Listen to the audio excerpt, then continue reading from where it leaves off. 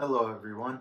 It's not every day that I look at my YouTube analytics. I took a look at it, I think over like a week span, and I saw a video that just kept popping up that people just kept watching. Or at least that's what it told me. So I want to do a follow up on that video. And it is over the cage buggy that you can pick up on Amazon.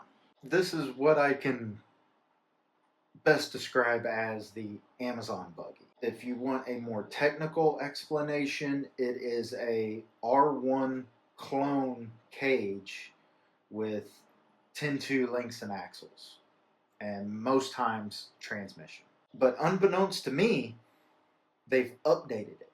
Well, updated it. Let's go over that real quick because the version that I got has metal portal housings on it. Normally, they will come with plastic housing AR-44 knockoffs that sometimes don't even accept replacement parts in them.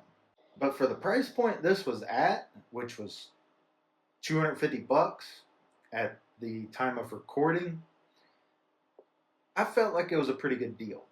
But after seeing what I received, the jury's still out on that. And we'll go over that and talk more about deals later on.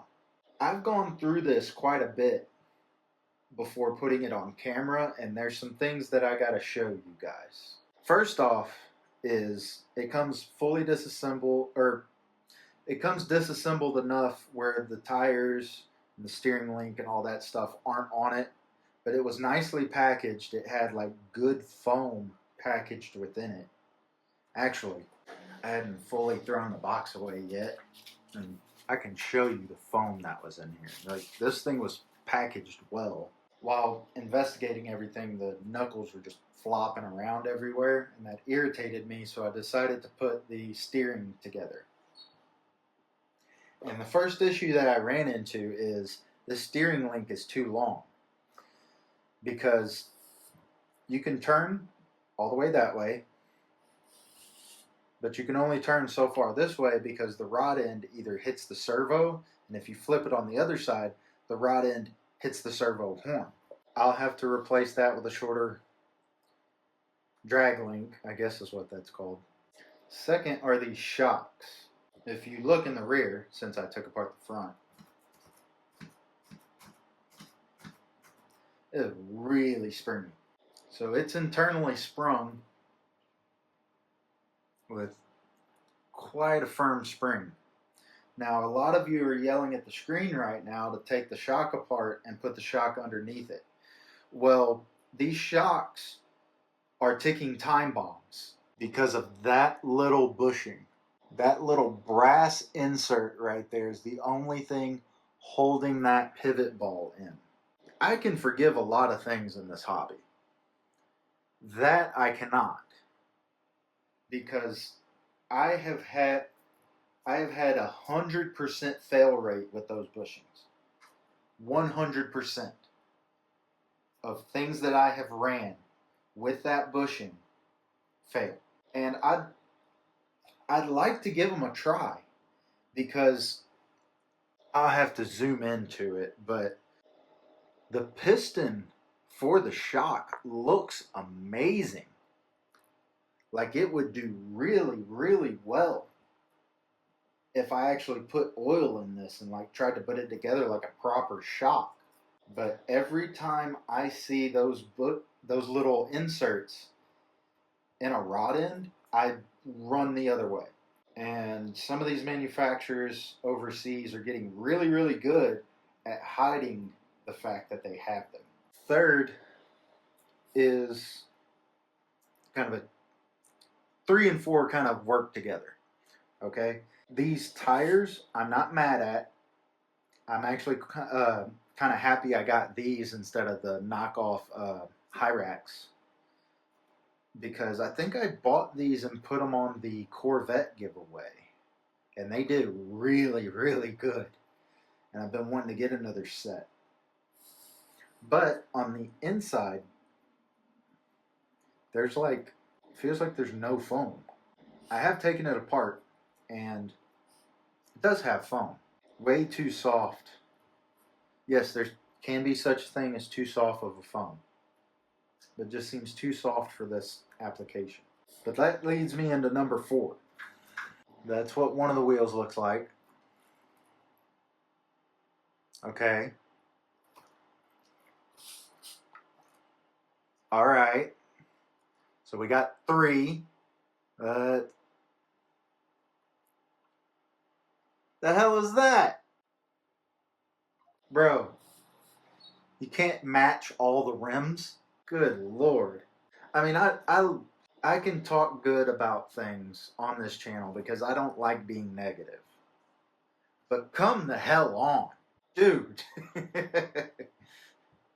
Also, it's missing a screw on the roof. I mean, come on. Now, another point I'd like to bring up, because the rest of the stuff going on in there is just nitpicks for me. But a thing I'd like to bring up with its included things is this. This is a bag of the front axle and portal gears. Part of me wants to be happy that I have it, but part of me is also scared they included it. Put down in the comments what you think I should feel about that. Getting back into the chassis real quick, if you can see within there, the transmission they include is that knockoff portal trans or whatever. To me, it's facing backwards because the motor is going to mount to back here. But I want my weight in the front. Yeah, you can run it like that, but I'm going to have to disassemble this whole thing, flip the skid, and bolt it all back up again. For what I paid, am I disappointed? A little bit. Just a little bit. The only reason I'm disappointed is because $250. Yes, I get metal axles. I get metal links that kind of sort of have a high clearance to them. You get a cool cage, and it's semi pre-assembled. As of recording, you can go out and get an Element Enduro SE for $203. Okay, I'm sorry. They're back up to $275. The reason I bring that truck up is because that's $25 more than this thing. And it comes with electronics. Now, I'm not particularly going to get into the argument of how high of quality those electronics are. This is going to take a little work to get up and running, not including the electronics to get it running. I'm going to have to figure out what shocks I want to put on it, which I'm thinking these. I'm going to have to flip the skid around. I'm going to have to figure out what I want to do with the wheels and tires because they can't match all 4 tires out of the factory. For science's sake, I'm going to have to run this as it is to see a before and after. And it's going to kill me because I just see so much wrong with it. Or at least with the one that I got. Because I know with everything, your mileage varies depending on what you buy, when you buy it, what day it is, if the moon's in retrograde, all that stuff. You know, I'm gonna have to change the steering link. There's no way around it. Okay, just take note. This is too long. But other than that, would I recommend this to anyone? I want to say no because, like I said, for this price, for $25 more, you can get an Enduro SE. But I know I'm going to see a lot of people in the comments saying you can buy just the cage and then put spare parts from your bench onto that cage. Let me break down the economics on that as well. You can pick up just the cage for $35. A lot of people think that's a deal.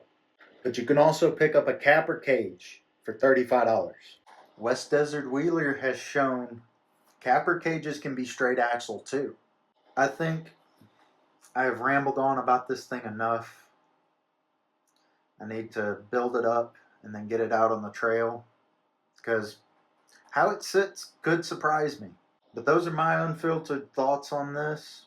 I hope everyone found this informative, and I'll see you all in the next video.